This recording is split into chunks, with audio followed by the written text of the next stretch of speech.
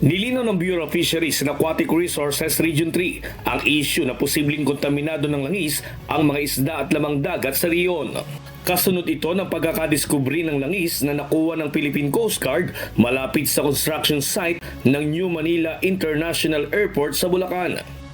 Based dun sa ginawa naming sensory analysis na yung sensory analysis po kasi yung pong isda, kukuha kami ng sample.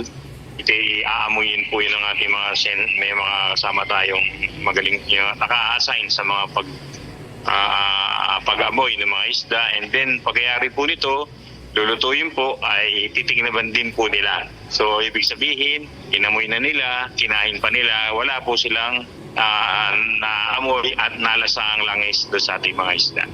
Ayon sa Provincial Bulacan Environment and Natural Resources, ipinasuri na nila ang ilang sample ng isda sa Department of Science and Technology upang suriin kung kontaminado ng langis. Sa ngayon, wala pa kaming nakikitang oil slick na malaki Mga spots lang to at saka yung oil sheen na hindi kami sigurado kung galing nga sa MT Terra Nova dahil nag-submit kami ng sample sa DOST. Meron sa mangrove area, doon sa Eco Park ng mangrove sa malapit sa airport. Kaya hindi kami sigurado kung galing sa MT Terra Nova yun. So kumuha kami ng sample.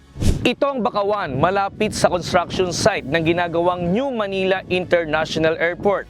Hanggat di lumalabas ang pagsusuri ng DOST sa nakitang oil sheen.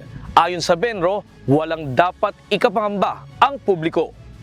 Tiniyak naman ng Benro na nakahanda sila sakaling makarating sa Bulacan ang pinangangambahan na oil spill sa Bataan. Nestor Torres, humahataw sa balita ngayon.